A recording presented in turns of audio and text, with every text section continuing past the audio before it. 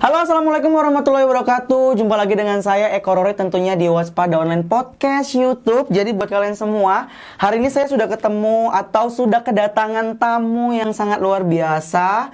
Beliau merupakan sosok yang luar biasa di salah satu pengiriman barang atau jasa pengiriman barang. Tapi sebelum kita ngobrol-ngobrol dengan beliau, jangan lupa seluruh viewers untuk di subscribe, komen, like, and share. Dan jangan lupa tekan loncengnya.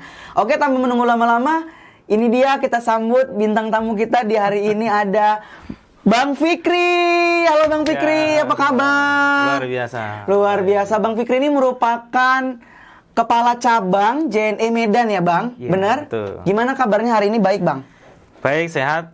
Alhamdulillah. Alhamdulillah. Tadi sebelum kesini kemana Bang? Sebelum mau jumpa saya tadi aktivitasnya apa aja? Ya, tahu? tadi setelah ada meeting dari pagi, kemudian sholat Jumat dan langsung ke sini. Langsung ke sini. Luar biasa. Ini sebuah kesempatan yang sangat luar biasa. Saya bisa ngobrol dengan Bang Fikri, orang yang sangat penting di JNE Medan. Kalau kita bahas soal JNE nih Bang, Ya. sebenarnya sepak terjangnya JNE ini seperti apa sih dulu? Boleh diceritakan awal mulanya terbentuk JNE dan pada tahun berapa? Ya, JNE dulu tahun 90 didirikan hanya oleh 4 orang saja. 4 orang saja. Yang pertama adalah almarhum Bapak Haji Suprapto Suparno. Beliau sudah meninggal dunia di tahun 2015. Beliau juga sebenarnya tidak hanya mendirikan JNE waktu itu, tapi juga sebelumnya mendirikan Tiki. Ya, jadi kemudian tahun 90 JNE didirikan oleh Pak Prapto bersama Pak Johari Zen. Pak Johari itu salah satu pendiri JNE. Saat ini beliau adalah komisaris utama. Beliau asli Medan. Kemudian juga ada Pak Chandra Vireta. Nah, itulah JNE didirikan. Pada saat itu baru 8 orang karyawannya. Dan bisnis yang dikerjakan waktu itu lebih fokus kepada bisnis bagaimana mendistribusikan barang-barang dari luar negeri datang ke Indonesia lalu distribusi. Justru malah awalnya dari luar negeri? Ya, untuk melayani kiriman yang import, kemudian datang ke Indonesia lalu JNE distribusikan. Fokus ke situ. Dulu di mana awal mulanya? Di kota mana? Dulu di Jakarta. Oh, di Jakarta. Ya. Nah, tahun 90 di Jakarta dibangun oleh 4 orang ya tadi? Ya, 4 orang. Nah, kalau tadi kan aku mendengar bahwa Tiki itu salah satu yang dibangun. Nah, sekarang sampai sekarang jadi satu grup enggak? Ya, jadi JNE dulu tentu lahir juga tidak terlepas dari Tiki. Tiki sendiri kan tahun 70 ya. Lalu kemudian tahun 90 kita masih satu grup dengan Tiki. Tahun 90 masih satu grup dengan Tiki, dan JNE juga besar tentu bersama-sama dengan Tiki. Namun nanti di tahun 2000 Pak Prapto memisahkan manajemen supaya lebih berkembang masing-masing. Nah, awal mula dibangun di Jakarta dan pengiriman barangnya juga prosesnya dari pada saat itu justru luar negeri ke Indonesia. Ya. Pada awalnya. Betul. Nah, akhirnya memutuskan untuk semua daerah ini untuk pengiriman itu. Awal mulanya berapa kota yang dilangsungkan pengiriman itu? Ya, sejak tahun 2000 ketika JNE sudah tidak lagi satu grup, disitulah JNE mulai untuk mengembangkan bisnis pengiriman di seluruh Indonesia domestik. Kota-kota yang dimulai untuk dibentuk adalah kota-kota besar dulu. Dari Bandung, Jabodetabek udah pasti, kemudian Bandung, lalu ke Surabaya, lalu ke Semarang, baru ke Medan tahun 96. Kemudian Makassar. Jadi kota itulah yang pertama kali dibentuk. Ya, kota-kota bahasa Indonesia termasuk Medan itu tahun 96. Pada saat tahun 90-an, kita melihat bahwa dulu perkembangan teknologi, terus transportasi juga masih sesulit gitu. Strategi apa pada saat itu dilakukan oleh JNE? Ya, saya sendiri memang masuk di JNE baru tahun 2009 sebenarnya. Tapi kan kami juga membaca sejarah. Dulu JNE pertama kali itu memang di Jakarta. Kemudian hanya fokus untuk pengiriman tadi, barang import, lalu kemudian kita distribusikan ke seluruh Indonesia. Waktu itu masih menggunakan jaringan-jaringan Tiki, bersama dengan Tiki juga. Lalu ya kita sudah mulai pakai pesawat, ya pesawat komersil untuk mendistribusikan. Lalu kemudian kita kan belum punya jaringan di daerah tadi bersama-sama dengan Tiki. Kemudian juga banyak bermitra di daerah-daerah dengan personal maupun dengan perusahaan-perusahaan lain pada saat itu. Jadi armada yang digunakan lebih banyak ya udara untuk ke kota-kota di luar Jakarta, kemudian didistribusikan menggunakan jaringan mitra-mitra yang ada waktu itu. Tapi belum ada JNE. Oke, berarti dari dulu udah via udara juga udah ya pengirimannya. Ya. Oke. Nah, tadi ada beberapa kota yang akhirnya JNE mengepakkan sayapnya untuk pengiriman barang. Kalau boleh tahu, sebenarnya perkembangan bisnis JNE dari tahun sebelum-sebelumnya, dari mulai membangun, kemudian mengepakkan sayap ke beberapa daerah, sampai sekarang ini, perkembangan bisnis pengiriman barang ini seperti apa kalau di JNE sendiri, Bang? Ya, alhamdulillah ya, JNE dan saya kira juga pengiriman yang lain, ini adalah bisnis yang akan terus dibutuhkan. Di era disruptif justru JNE terus tumbuh karena jual beli online juga terus tumbuh. Di awal tahun 90 sampai 2000 tentu JNE lebih fokus tadi untuk distribusi barang-barang proyek dari luar negeri untuk kita distribusikan. Dulu banyak proyek-proyek pembangunan dan segala macam. Kemudian baru tahun 2000 lah, ketika itu JNE mulai berkembang, mengekspansi menjadi perusahaan pengiriman, sifatnya retailer. Jadi tahun 2000 sampai tahun 2009 ya kenaikannya tidak signifikan karena waktu itu juga orang belum banyak mengirimkan yang berbentuk paket ya. Pada saat itu barulah tahun 2009 Facebook pertama kali muncul, gitu ya. Lalu kemudian sebelumnya 2 tahun 3 tahun sebelumnya ada Kaskus, disitulah mulai jual beli online, didukung dengan Facebook, muncul lagi BlackBerry Messenger segala macam. Terus disitulah titik tolaknya, kemudian JNE tumbuh. Kenapa? Karena disitulah bisnis pengiriman online kemudian berkembang. Semakin lama perkembangan kami yang paling dahsyat, bahkan bisnis kami bisa tumbuh di atas 50%. Itu di antara tahun 2012 ke tahun 2015. Disitulah e-commerce berdiri dan disitulah pertumbuhan yang luar biasa. 2015, 2016 ya persaingan sudah mulai luar biasa banyak.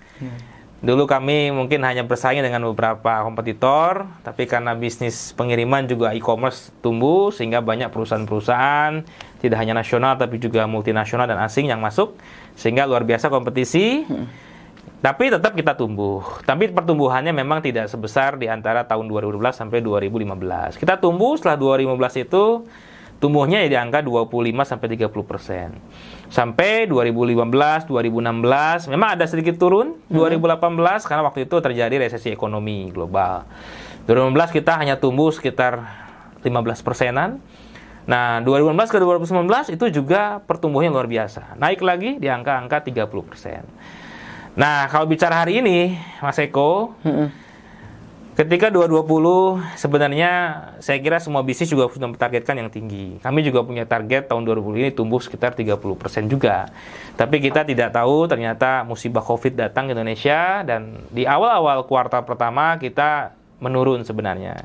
Penurunan kita secara nasional itu antara 5-10%. Di Sumatera sendiri kita sempat turun sampai 20%. Tapi di kuartal pertama orang kaget gitu ya, pandemi Covid, orang semua menyimpan uangnya untuk tidak lagi belanja karena terjadi panik buying segala macam.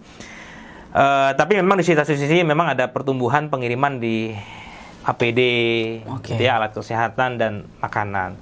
Di kuartal kedua barulah mulai tumbuh karena orang sudah mulai dengan pandemi Covid sudah terbiasa. Disitulah pertumbuhan juga terjadi kembali. Alhamdulillah di Sopot juga ada Ramadan. Di situ ada kiriman makanan, orang nggak bisa pulang kampung. Orang juga sudah mulai beli-beli untuk keperluan di rumah, untuk sekolah di rumah, sekolah di rumah, akses di rumah, barang-barang hiburan dibeli segala macam.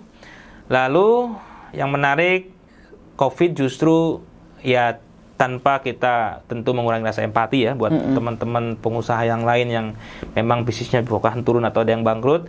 Kami di jasa pengiriman khusus JNE mengalami kenaikan luar biasa di Covid. Komoditas yang terjadi saat ini yang kemudian tumbuh adalah satu, makanan, luar biasa Mas Eko.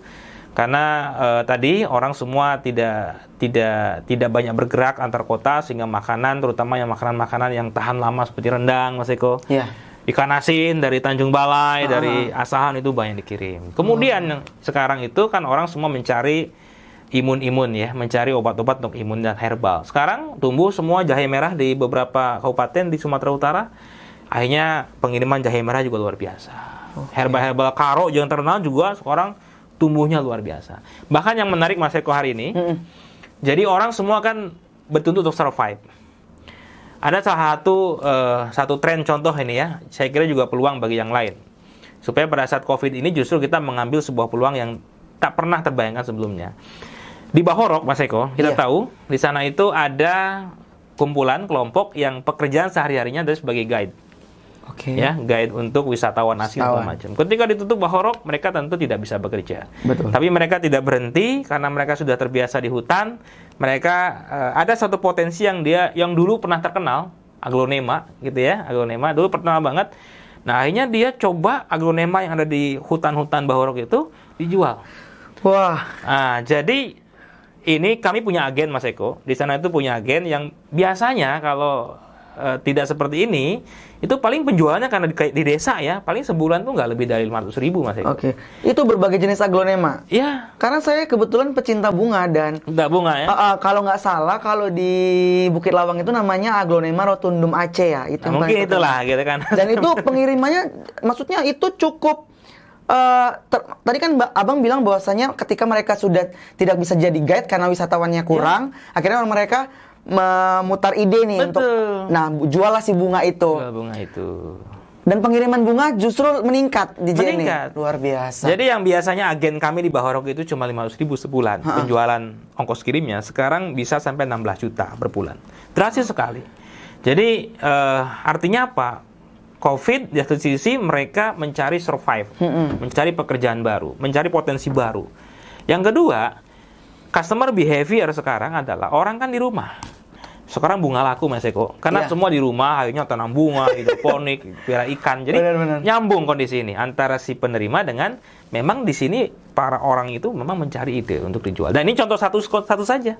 Yang lainnya tadi jahe merah berkembang di mana-mana, di Karo dan segala macam. Jadi COVID menyebabkan orang Sumatera Utara akhirnya berpikir survive, membuka lapangan kerja baru, dan justru bagi kami ini akhirnya menjadi sebuah tren pendapatan baru Mas Eko. Iya, artinya sebuah tren yang kita tidak duga-duga sebelumnya muncul nih di COVID ini. Tadi salah satunya orang yang menganggap sekarang bunga aglonema itu dulu tuh nggak ada harganya Bang, gitu. Dulu pernah booming Mas Eko. Iya, dulu pernah booming. Nah, abis itu kan orang apa sih bunga, bahkan dicampak-campakan ke sana kan nggak diurusin kan. Nah, sekarang tiba COVID, si bunga aglonema ini justru malah muncul lagi dan bukan hanya bunga aglonema saya pikir gitu kan Bang. Kaktus aja sekarang hits dan mahal gitu. Nah, tadi aglonema, kemudian aku mau bahas soal yang sepeda. Sekarang tren juga orang goes. Apakah sepeda juga menjadi salah satu target ataupun barang yang banyak dikirim melalui JNE? Ya, tadi saya lupa satu lagi itu. Bulan Juli itu sepeda luar biasa. Jadi kalau Mas Eko pergi ke JNE sekarang itu banyak sepeda.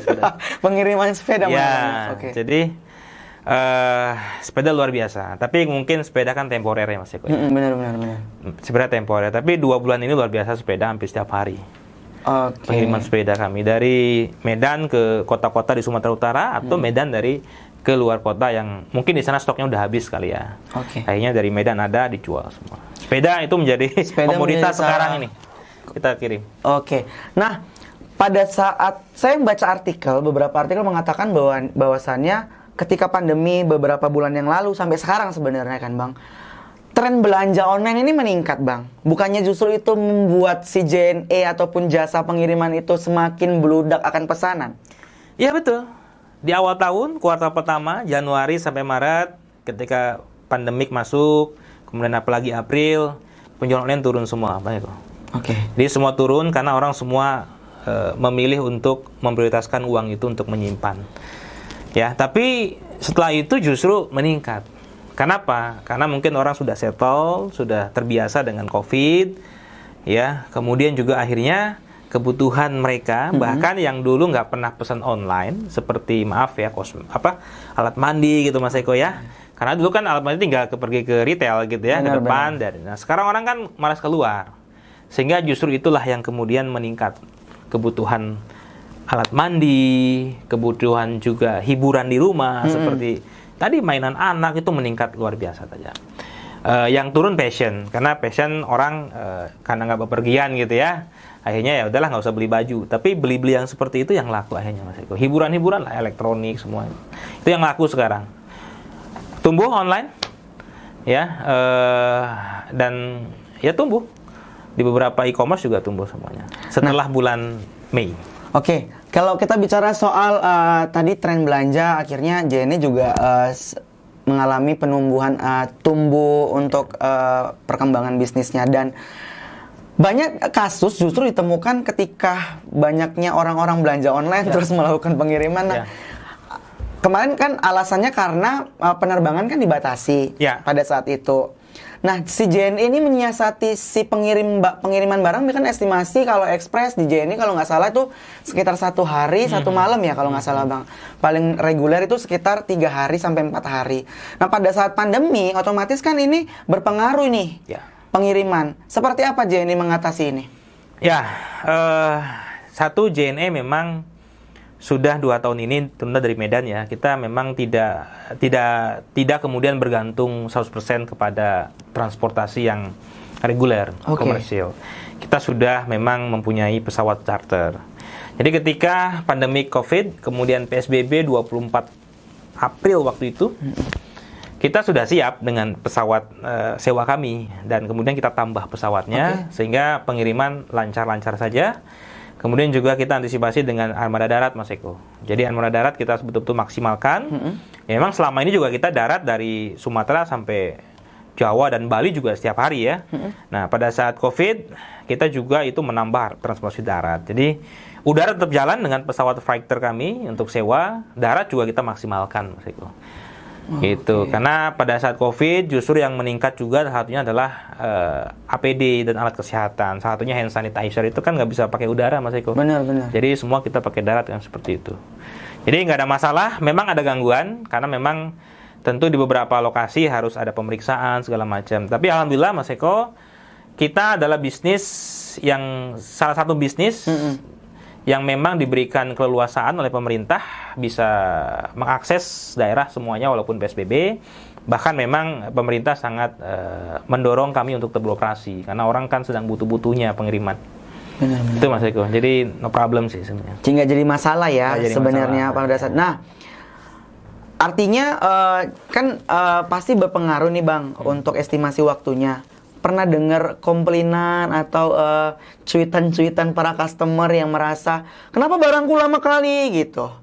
Ya, di awal-awal betul Mas Eko. Di awal-awal betul karena tadi ya tentu pasti ada kendala gitu ya. Tapi memang customer juga paham sih dalam kondisi itu. Termasuk kami juga pada saat itu sempat menutup Mas Eko layanan Yes kita. Kita kan punya Yes ya, yakin esok sampai. Nah, pada saat itu kita sempat tutup dulu. Tutup karena kan kita tidak mau mengecewakan customer ya dengan janji itu. Tutup, tapi akhirnya ketika kita sudah settle dengan armada kita, buka lagi sekarang Mas Eko. Walaupun tidak seluruh kota yang dulu biasanya bisa menggunakan Yes, sekarang hanya ke Jabodetabek, ke Pekanbaru, ke Batam dan sebagainya. Hanya itu saja yang bisa kita. Jadi kota-kota lain secara bertahap kita sudah mulai buka lagi untuk layanan yang 1 hari saja. Ini kan udah masuk new normal, udah mulai sudah mulai kita buka lagi. Buka lagi ya, Bang. Gitu. Kalau di Sumut ada berapa cabang, Bang?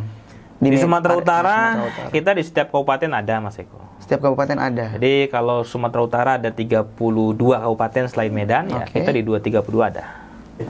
Oke, Bang Fik, kalau boleh tahu nih, menarik banget sampai sekarang aku tuh belum tahu kata dari JNE atau 3 huruf JNE itu sebenarnya memang itu sebutan atau itu justru kayak singkatan? Ya, jadi JNE itu brandnya. Perusahaan kami namanya PT Tiki Jalur Nugraha Eka Kurir, Mas Eko. Jadi JNE itu kalau disingkat, dipanjangkan apa? Jalur Nugraha Eka Kurir. Itu maknanya adalah, ini bahasa Jawa, bahasa sana. Jadi jalur adalah transportasi, Nugraha itu anugerah, Eka Kurir itu berarti perusahaan kurir satu-satunya. Jadi Pak Prapto dulu mendirikan JNE punya doa gitu Mas Eko. Jadi ingin menjadi perusahaan transportasi, perusahaan kurir satu-satunya yang dianugerahi. Jadi itulah JNE Mas Eko pada saat itu didirikan. Itu maknanya ya. Jadi bukan bahasa Inggris, kami bahasa perusahaan asli Indonesia Mas Eko. Wah. Sampai sekarang. Nah, itu yang wajib tahu sebenarnya karena orang mikirnya justru kalau udah bilang JNE, wah ini udah perusahaan asing, gitu asing ya. ini Kita gitu asli kan. Indonesia. Nah, akhirnya asli Indonesia dan juga dibangun oleh orang Indonesia. Orang juga. Indonesia. Salah satunya orang Medan asli. Oh iya, Pak Johari Zen. Pak Johari ya, oke. Nah, tadi aku tuh tertarik sama tumblernya, mudah-mudahan aku nanti dikasih ya, Bang. Ya, itu boleh. JNE Express itu tagline-nya Connecting Happiness. Itu apa sih, Bang, sebenarnya? Ya, maknanya. Connecting Happiness, Mas Eko. Jadi, itu adalah the meaning of works perusahaan kami. Oke. Jadi, karyawan kami itu memang betul-betul di induction, punya semangat kerja Connecting Happiness. Menyambungkan kebahagiaan. Kerjaan kami itu sebenarnya menyambungkan, mendelivery antara si pengirim dengan penerima. Yang kami tahu, yang mereka kirim itu dan mereka terima bisa barang apapun, Mas Eko. Kami sering sekali punya pengalaman setiap hari ada barang obat yang sedang ditunggu, Mas Eko. Ada barang makanan yang sedang ditunggu untuk makan malam. Ada hadiah yang butuh ulang tahun. Ada dokumen yang tunggu anaknya buat cari kerja, Mas Eko. Dan luar biasa. Kalau seandainya ternyata sampai tepat waktu, Mas Eko, dan aman, itu luar biasa, mereka sangat bahagia dan kami pun bahagia. Tapi ketika tidak sampai tepat waktu ya tentu mereka kecewa dan kami pun sangat kecewa. Jadi semangat itulah yang membuat para, kalau di kami sebutnya kesatria dan Sri Kandi JNE, Mas Eko. Itu mereka tetap semangat bekerja. Kami 24 jam, 7 hari tanpa libur, lebaran pun tetap masuk. Jadi itulah yang membuat semangat kami. Termasuk Mas Eko, perusahaan kami itu benar-benar memang didirikan dengan niat manfaat, Mas Eko. Jadi niatnya memang betul-betul untuk ibadah. Jadi Pak Prapto menyampaikan bahwa JNE ini harus menjadi manfaat bagi semuanya. Makanya kami sampai hari ini masih bermitra, Mas Eko, tidak tertutup. Kami ingin terus bermitra dengan banyak orang, membuka agen-agen supaya menjadi manfaat. Nah, termasuk ini salah satu juga yang menjadi semangat kami Connecting Happiness adalah kita komit dari dulu, Mas Eko, 2,5% itu memang untuk anak yatim, Mas Eko, dan pendidikan. Oke. Nah, itulah yang memang menjadi semangat kami, disebut dengan Connecting Happiness. Dan mudah-mudahan juga Connecting Happiness bukan hanya untuk kami, tapi buat customer kita, gitu, Mas Eko. Oh, itu maknanya? Itu maknanya. Maknanya ya, Bang. JNE. Oke, luar biasa. 2,5% buat anak yatim. Buat anak yatim, luar biasa. Itu yang membuat akhirnya kami juga bertahan di JNE. Oke, Bang Fik, kalau tadi Bang Fikri sudah jelasin bahwa perkembangan bisnis JNE dari tahun 90, kemudian prosesnya pengembangan bisnis di beberapa kota sampai dengan SOP-SOP yang sudah diterapkan di JNE. Nah, kalau kita bicara tadi soal secara keseluruhan gitu kan, JNE. Nah, kalau bicara soal Sumut sendiri, potensi bisnis JNE ini seperti apa sih, Bang? Abang sebagai kepala cabang. Iya, Sumatera Utara kalau kita bandingkan antara barang yang masuk, Mas Eko, dengan barang yang keluar, itu memang masih lebih banyak barang masuk. Jadi ini bicara potensi ya. Barang masuk, kalau barang masuk itu 100, nah barang yang keluar itu baru 60, Mas Eko. Jadi kalau dibandingkan seperti itu. Artinya apa? Sebenarnya lu Sumatera Utara ini masih banyak potensi yang belum digali. Masyarakatnya belum betul-betul produktif untuk kemudian menghasilkan sebuah produk. Meskipun kita tahu ya, alhamdulillah, saya kira penggalakan UKM juga luar biasa. Karena pasar kami, Mas Eko, pasar kami kalau bicara Sumatera Utara yang sedang tumbuh-tumbuhnya itu adalah memang UMKM. Jadi kalau kita bagilah bicara pasar, Mas Eko ya. Pasar itu kalau di jasa pengiriman itu satu adalah ini yang paling besar, sekarang sudah masuk di angka hampir 70%-nya, Mas Eko. Ini adalah pasar e-commerce, online seller.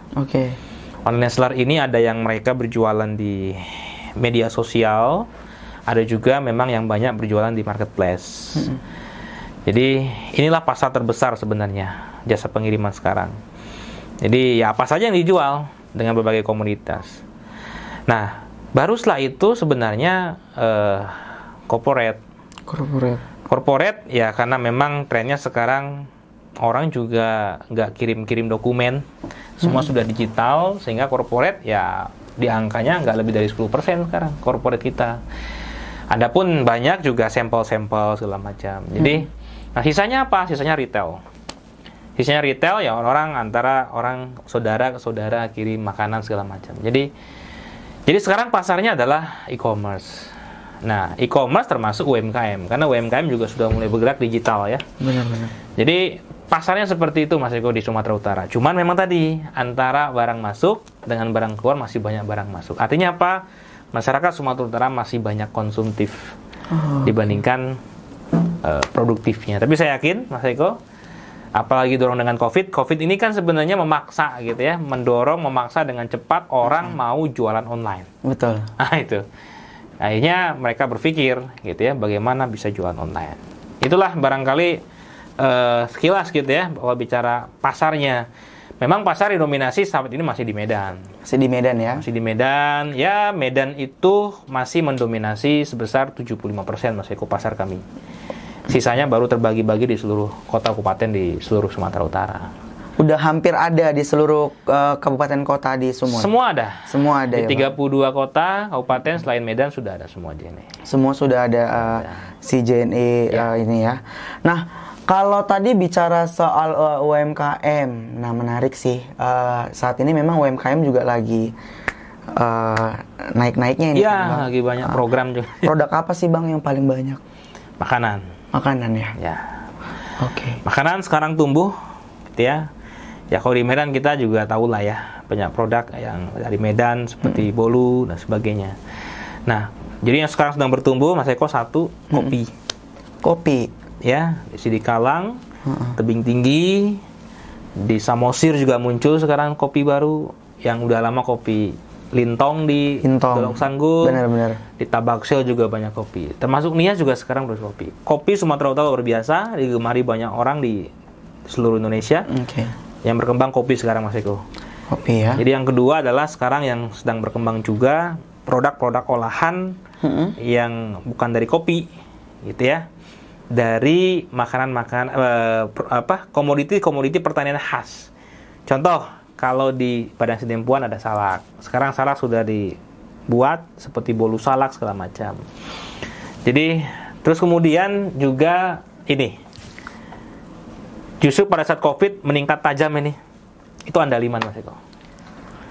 Andaliman itu yang kan sudah jadi sambal. Ada yang masih biji. Oke. Ada juga yang sudah sekarang udah produksi kan banyak. Oh ya. Dalam bentuk sambal andaliman dan berbagai lah produk olahan andaliman. Itu banyak sekali andaliman sekarang tumbuh. UMKM paling banyak adalah makanan. Dan memang produk-produk hasil pertanian. Nah, oke. Kalau bicara soal makanan nih, kembali lagi tadi aku sempat singgung soal pengirimannya, Bang. Ya.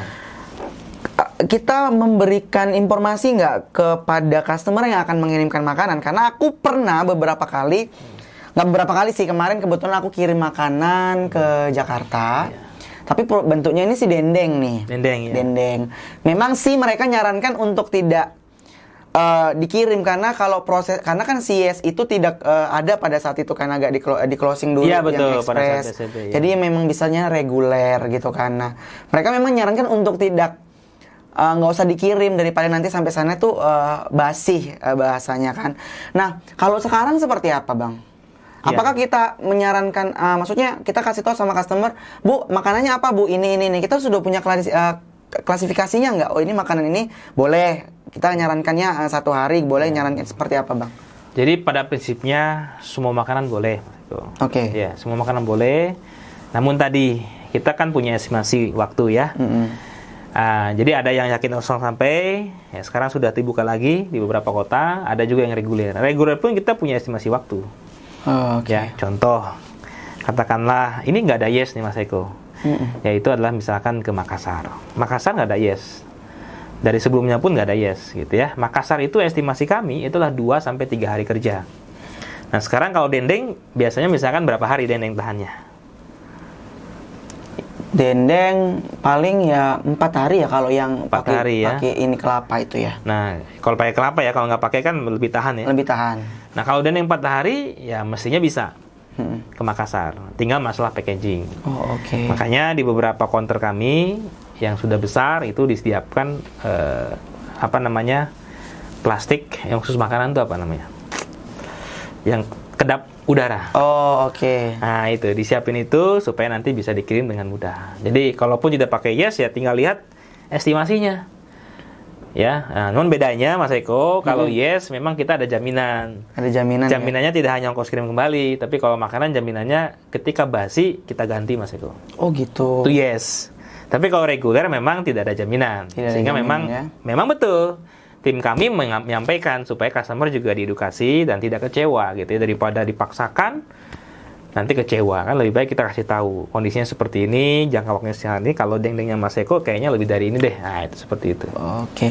Nah, kalau bicara soal tadi itu sebenarnya jatuhnya ke SOP. Yeah. Nah, kalau SOP sendiri yang diterapkan ke karyawan ataupun ke perusahaan itu seperti apa sih? Mulai mungkin kalau dari karyawannya sendiri, sekarang udah ada berapa karyawan, Bang? Untuk wilayah kalau Medan. di Kota Medan sendiri kita ada 580-an. 580 karyawan. Di Kota Medan. Oke. Itu kalau di masing-masing kota kabupaten ya disebutnya branch ya, itu ada yang paling banyak gitu ya di Deli Serdang gitu ya. Oke. Ya, range-nya antara paling banyak juga 30 Mas Eko.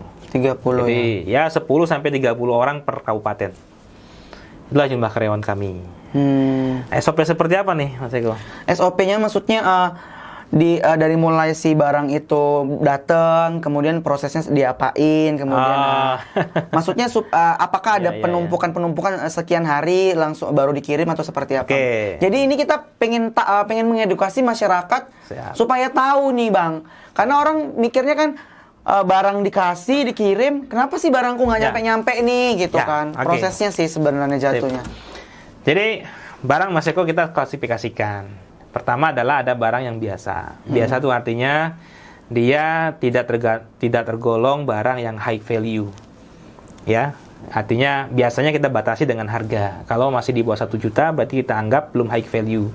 Kalau sudah di atas 1 juta berarti kita anggap high value. High value itu seperti handphone, elektronik dan semua barang lah yang nilainya 1 juta. Baju pun kalau sudah baju gaun kan sudah 2-3 juta, itu high value. Nah, yang kedua adalah ada barang yang dia rentan pecah, Mas Eko, sama yang tidak rentan pecah. Nah, kita kelompokkan barang itu seperti itu. Nah, yang ketiga tentu ada barang yang lain-lain, seperti tadi aglonema, yang sekarang juga sedang booming ikan cupang, untuk hias. Nah, ini tentu barang-barang yang memang butuh penanganan khusus, Mas Eko.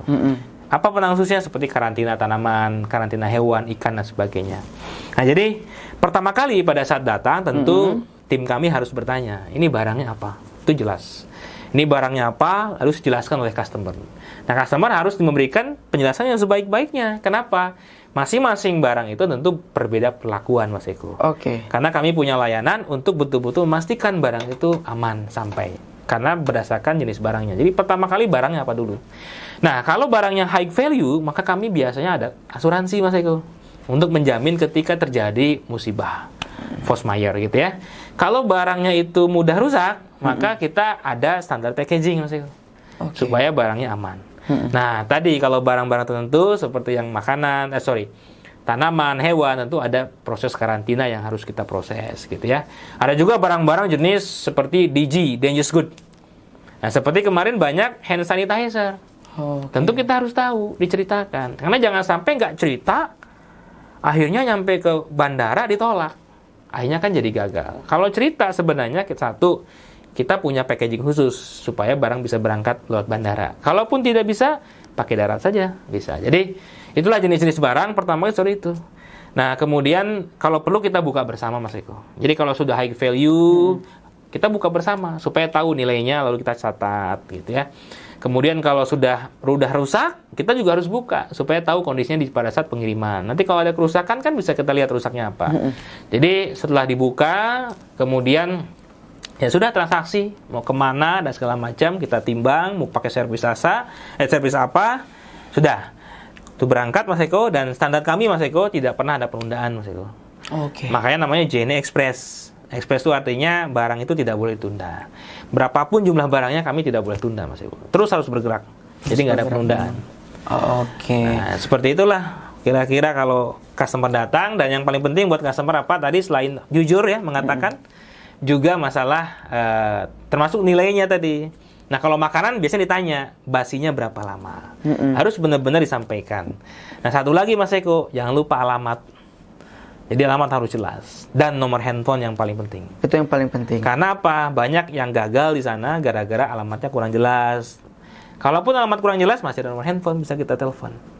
Nah itu yang paling penting buat customer. Tapi pernah ada penumpukan barang, maksudnya kayak barang nggak nyampe karena tadi tuh alamat nggak jelas, kemudian nomor handphone juga nggak jelas, gitu pernah nggak? Iya ada saja. Banyak ya bang. Karena kan tadi alamat kurang jelas, biasanya kami hold, kami konfirmasi lagi. Nah tadi kalau alamatnya nggak jelas, telepon juga nggak aktif, nah itulah yang terjadinya kegagalan. Hanya kita return, kita kembalikan. Oke. Seperti itu. Oke Bang Fik, pertanyaan terakhir. Untuk saat ini strategi apa sih yang dilakukan JNE di tengah pandemi? Ya, kami menangkap customer behavior baru sekarang ya. Perilaku customer yang sangat luar biasa baru. Ada beberapa perubahan perilaku customer, Mas Eko. Ya. Yang kemudian akhirnya membuat kita juga berinovasi dengan segera, Mas Eko. Satu contoh misalkan, customer tidak mau dia keluar rumah, Mas Eko. Malas dia keluar rumah karena semua COVID. Ya memang kami juga sudah menerapkan standar ya, protokoler di counter kami, semua jaga jarak, tim kami juga pakai face shield, segala macam, masker. Tapi customer tentu dia juga malas. Makanya kami tentu melayani jemput kiriman itu diperluas, Mas Eko. Jadi kita menggerakkan seluruh jaringan kita, agen-agen. Kan kita punya 120 agen di Kota Medan, ada 320 agen di seluruh Sumatera Utara. Semua harus bisa layanin pick up, jemput ke rumah, gratis gitu ya. Nah jadi akhirnya kita menggerakkan semua jaringan untuk pick up. Termasuk kurir-kurir kami juga yang tadinya cuma delivery, Mas Eko, sekarang sambil delivery tolong ambil karena customer butuh itu. Nah yang kedua, Mas Eko, sekarang trennya adalah tadi orang karena customer tumbuh online, tapi banyak sekali pembeli baru, Mas Eko. Banyak penjual baru, banyak pembeli baru. Gitu. Kalau Mas Eko pernah, sering pastilah ya belanja di online. Kan ada start seller. Nah, sekarang banyak yang belum start nih, Mas. Nah, kadang-kadang kalau kita belanja ke yang belum start, kan nggak percaya, Mas. Nah, orang butuh apa? Butuh COD, Mas Eko. Makanya sekarang JNE, COD tidak hanya di marketplace, sudah dibuka COD untuk semua customer, Mas Eko. Jadi, dan itu kita mulai luncurkan di bulan-bulan Mei, Mas Eko. Pada saat memang kebutuhan mulai meningkat. Jadi, layanan COD kita perluas. Yang ketiga, Mas Eko, di tengah pandemik ini justru pengiriman dalam bentuk barang besar, Mas Eko. Ya, jadi kalau dia ngirim teri, Mas Eko, itu memang jumlahnya besar. Kalau dia ngirim andaliman, jumlahnya besar. Kalau dia ngirim jahe merah, besar. Termasuk sepeda juga ukurannya besar. Nah, kalau menggunakan servis yang ekspres, yang reguler, yes gitu ya, kan terlalu besar ongkosnya, Mas Eko. Tentu customer membutuhkan yang namanya tracking atau pakai darat sajalah. Benar. Nah dulu tracking kami hanya sampai ke titik kota utama, Mas Eko, plus kecamatan kota. Nah mulai bulan kemarin, bulan April, justru kami memperluas jaringan tracking kami. Jadi ke seluruh Indonesia, ke semua desa kecamatan bisa dilayani tracking, sehingga bisa mengakomodir pengiriman dalam jumlah besar seperti itu. Jadi, nah itulah beberapa inovasi gitu ya yang dilakukan JNE untuk menjawab customer behavior yang terjadi pada saat COVID, termasuk juga digital money. Kita juga sekarang udah nggak perlu pakai cash, baik pada saat nerima barang maupun ngirim barang, semua sudah disediakan digital money. Jadi, ya itulah Mas Eko, beberapa inovasi strategi untuk menghadapi customer behavior ini yang berubah. Memang pada saat COVID itu berubah sekali. Sangat merubah mindset masyarakatnya juga. Ya, termasuk pengiriman yang dulu nggak pernah dikirim, sekarang dikirim. Sehingga kita harus berinovasi dalam hal packaging, segala macam. Luar biasa, Gitu. Bang Fikri. Terima kasih banyak buat informasinya seputar JNE. Luar biasa tadi dari awal sampai akhir, sampai kita sudah ngobrolin soal aglonema juga. Kalau udah boleh tahu, Bang Fikri hobi bunga nggak? Istri hobi bunga? Kami nggak hobi bunga, Mas Eko. Nggak hobi. Tapi tertarik nggak setelah udah tahu nih agennya di mana? Tarik jualan gitu ya. Sekalian jualan ya, Bang Fik. Oke, terima kasih buat Bang Fikri sudah menyempatkan waktunya ngobrol duduk bersama saya di kursi panas ini. Semoga kita bisa ketemu lagi di lain kesempatan dengan pembahasan yang lebih berbeda. Mungkin topiknya mungkin seputar JNE juga, tapi mungkin nanti lebih mengarah ke yang lain yang lebih menarik lagi. Baik teman-teman viewers dimanapun kalian berada, jangan lupa di komen, subscribe, di like dan share, dan jangan lupa tekan loncengnya. Terima kasih Bang Fikri buat waktunya. Assalamualaikum Bang Fikri. Terima kasih.